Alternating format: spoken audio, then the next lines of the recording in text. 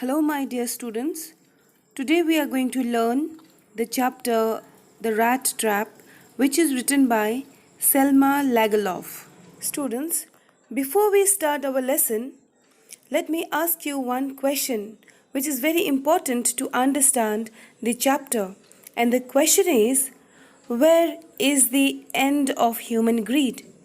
And I am very much sure that nobody can give an appropriate answer to this question.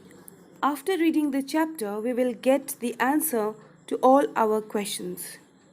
Before we start, let's know few important details about the writer. The author, Selma Lagerlof, was born on 20th November 1857 and she died on 16th March 1940. She was a Swedish writer whose stories have been translated into many languages. Students, right from her childhood, she was a bookworm and she started writing at very early age, but she did not publish it.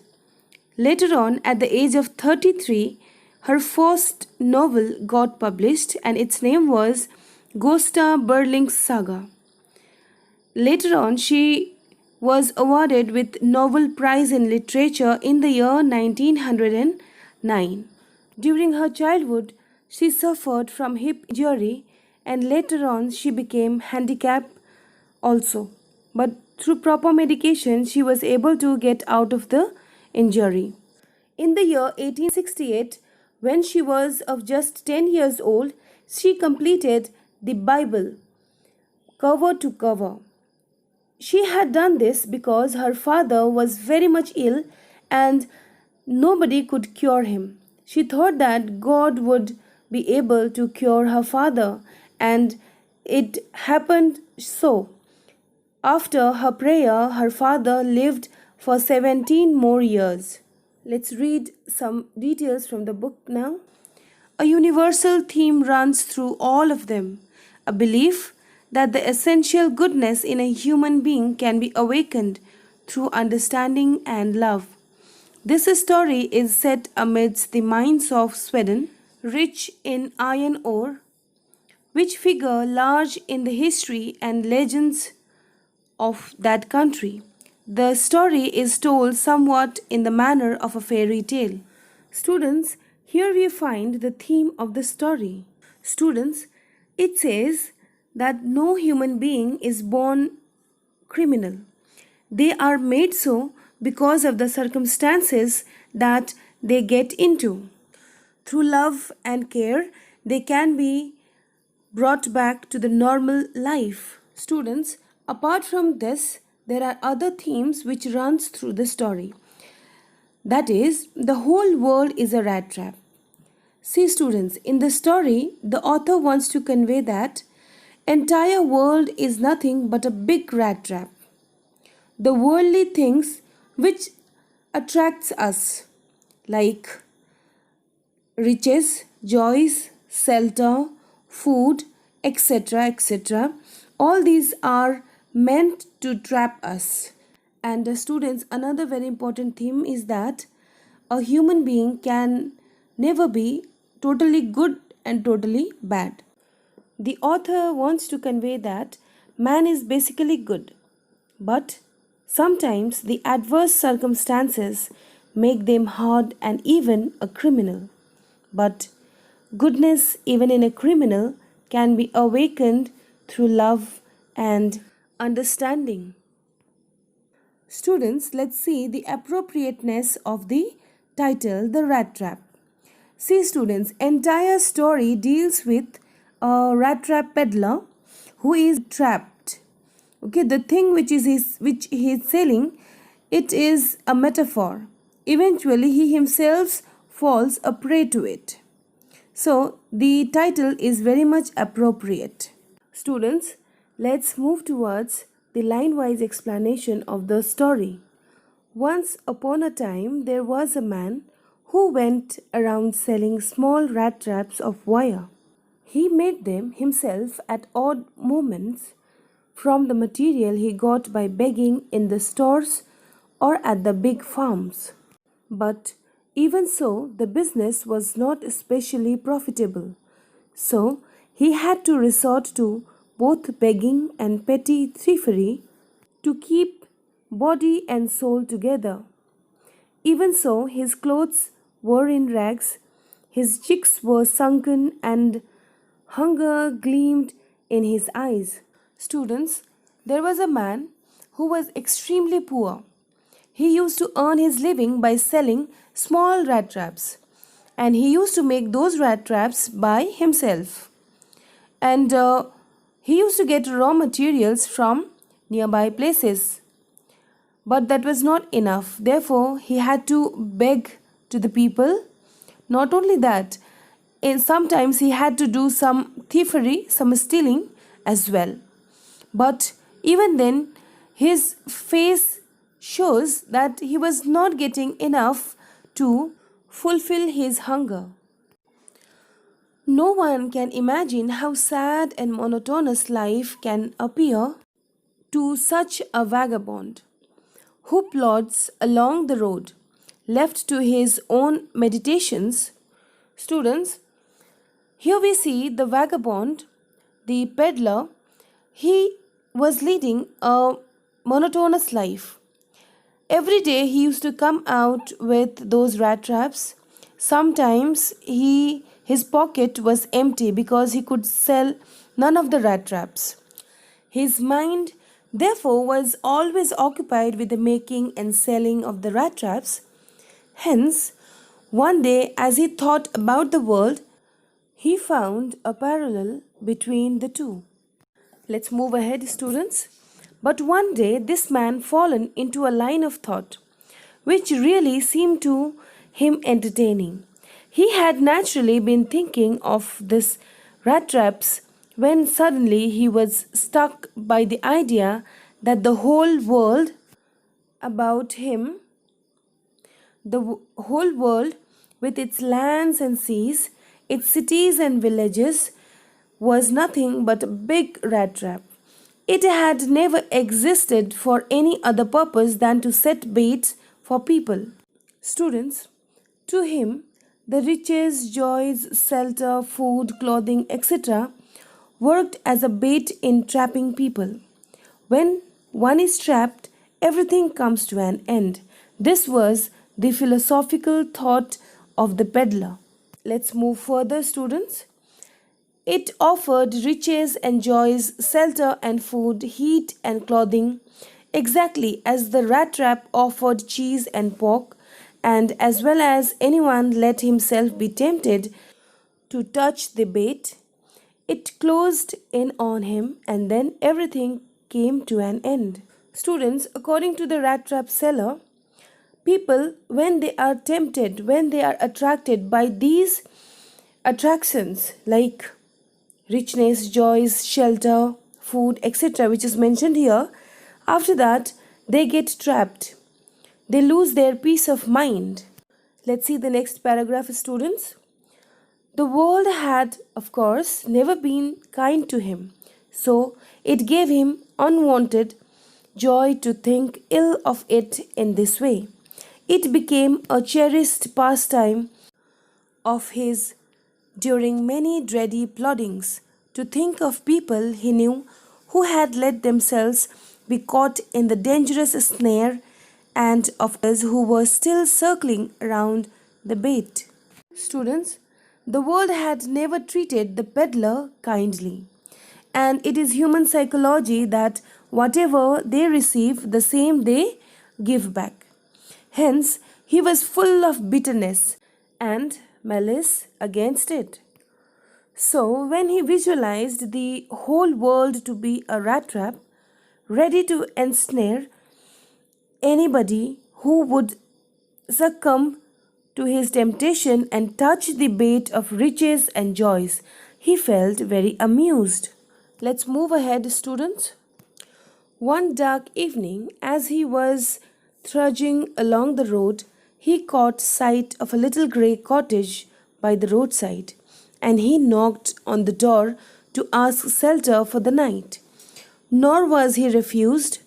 Instead of the sour faces which ordinarily met him, the owner, who was an old man without wife or child, was happy to get someone to talk to in his loneliness. Immediately he put the porridge pot on the fire and gave him supper. Then he carved off such a big slice from his tobacco roll that it was enough both for the stranger's pipe and his own. Finally, he got out old pack of cards and students. Here we find that peddler had reached to a place and he wanted shelter. Usually, people used to throw him away. They used to scold him. But here, contrary behavior we get to see. He was warmly welcomed by that unknown person. And when we see it very closely, we find the person, the owner of the house, he was all alone. He was lonely for years. Therefore, he was so happy to have somebody to talk to. He quickly arranged for the hospitality. Both of them enjoyed their time. Peddler had got enough to eat that day. He slept in warmth, and the owner of the house got a company. They played cards, they smoked tobacco, and in a whole, they had a wonderful time after a long gap. Let's move to the next paragraph, students. Finally, he got out an old pack of cards and played Majorless with his guest until bedtime. Students, this particular word, which means card game, is pronounced as Majorless. Remember that, okay? So both of them, they played cards and had a wonderful time. The old man was just as generous with his confidences as with his porridge and tobacco. The guest was informed at once that in his days of prosperity his host had been a crofter at Ramzo Ironworks and had worked on the land. Now that he was no longer able to do day labor, it was his cow which supported him. Yes, that Bossy was extraordinary.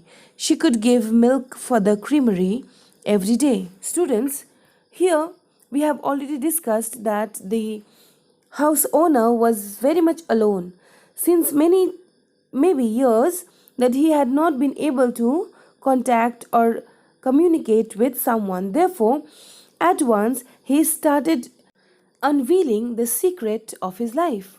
He also told that someday he used to work in Ramzo Ironwork and now he is not able to do physical labor. Therefore, there is a cow which supports him, and that one cow is enough for his survival. It can provide milk for the creamery. By selling the milk to the creamery, the crofter had got 30 kroner in payment. Let's move ahead, students.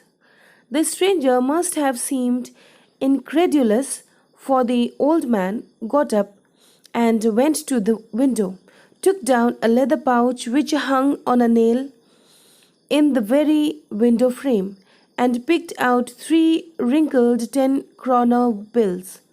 These he held up before the eyes of his guest, nodding knowingly. And, students, here the crofter very quickly believed this peddler.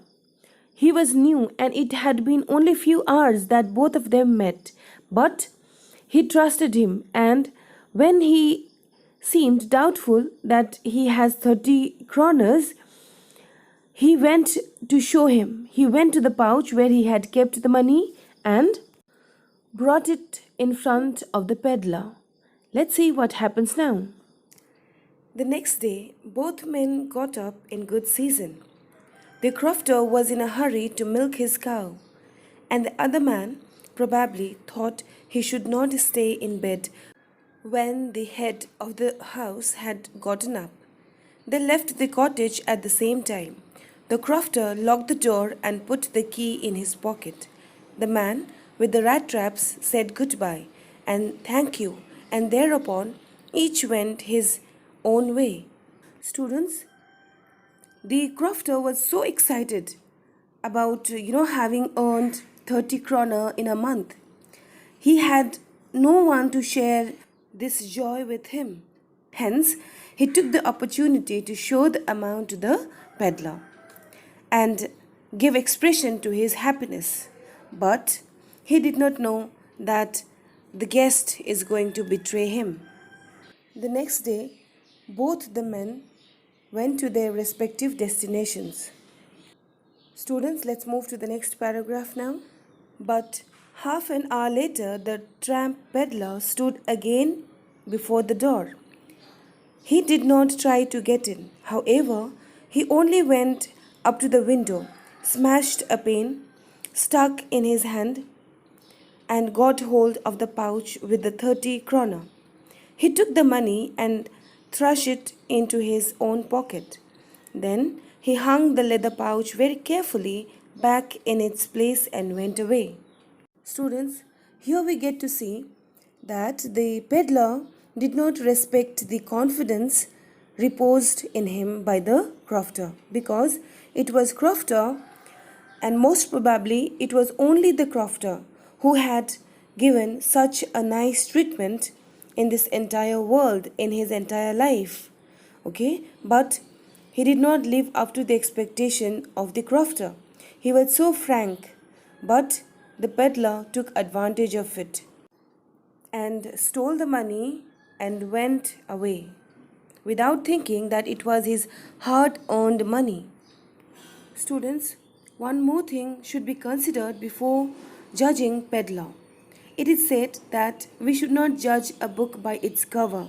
In the same manner, we should not judge a person by his one act. And not only that, we should rather be interested in knowing that why did he do so. Let's analyze the act of peddler. What made him do so? See, students, driven by want, hunger and starvation, the peddler had no principles in life. When he was shown the money by the crofter, his mind started working on how to grab the money. He stole it at the first opportunity by breaking the window pane and showed no regard for the crofter's faith in him. It happened because throughout life he starved for money. And when such a huge amount was shown to him, he could not stop him from being tempted. Let's see what happens to him, whether he was able to enjoy this money or he was more in trouble by the same. As he walked along with the money in his pocket, he felt quite pleased with his smartness. He realized, of course, that at first he dared not continue on the public highway, but must turn off the road into the woods. During the first hours, this caused him no difficulty. Later in the day, it became worse, for it was a big and confusing forest which he had gotten into. He tried to be sure to walk in a definite direction, but the paths twisted back and forth so strangely. He walked and walked without coming to the end of the wood, and finally he realized that he had only been walking round in the same part of the forest. All at once he recalled his thoughts about the world and the rat trap. Now his own turn had come. He had let himself be fooled by a bait and had been caught.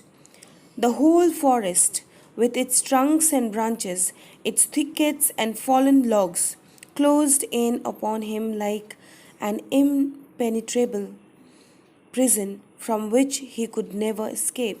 Students, the peddler became so happy to befool the crofter, and he thought that if he will take the public way, then he might be caught by the public or by the police. Therefore, he had taken the way towards forest. Now, initially he was so happy, but when he found that he was following the same route, he could not escape from the forest. Then he realized that he was also now trapped in a rat trap. And students, The metaphor of rat trap reveals man's helplessness, restlessness, and powerlessness in the face of difficult situations. And the culprit for such situations are only and only man. See, students, just as the bait of cheese and pork tempt and trap a rat, the peddler was trapped by the temptation of the crofter's money. Now he was not able to come out of it. Because of that money, he was trapped in the forest. He was hungry, he was tired, and then he realized that he was not a man out of this world. Just like other people, he was also trapped, and he had also become one of the members of this world. Earlier, he did not realize that he was also a part of this world. He used to think that he was not tempted by anything, but now it is proved that he was also not unique than anyone else. Students, the device which traps rat can be seen, but the rat trap of human being cannot be seen. These are invisible. Therefore, people become so much entangled in this rat trap and they become inescapable. And this is how it is described here. All the goals, all the aims, all the desires, all the expectations of human beings are none the less than the baits. Students, I hope till here there is no problem to you all. Let's move ahead. It was late in December. Darkness was already descending over the forest. This increased the danger and increased also his gloom and despair. Finally, he saw no way out, and he sank down on the ground, tired to death, thinking that his last moment has come. But just as he laid his head on the ground, he heard a sound, a hard, regular thumping. There was no doubt as to what that was. He raised himself. Those are the hammer strokes from an iron mill. He thought, there must be people nearby. He summoned all his strength, got up, and staggered in the direction of the sound. Students, now we see the peddler was trapped because of his own deeds. It was winter season and he was very tired by this time. He was very hungry and he was so exhausted by walking throughout the day. When he was about to give up, a ray of hope was seen by him. He heard some sounds and he could make out it was from some iron mill, and he started moving towards that, gathering entire strength. Students, here we get to see that human beings are in trouble because of their own misdeeds. Here, the peddler was earning his living somehow, but he was not in tension as much as he is right now. And this has happened because of the bait, because of the money. And if you see it closely, you will see that he has money in his pocket, 30 kroner rupees, such a huge amount, but still he is not happy. He has lost his peace of mind. And this all has happened because of one misdeed, and all the hell has happened to him. So we need to analyze our own deeds before committing it. Students, the video is becoming a bit lengthy, therefore we will continue the story in our next video. Till then, if you have any problem, you can drop me a message in the comments and let me know what else you want me to explain if I have skipped something. Thank you.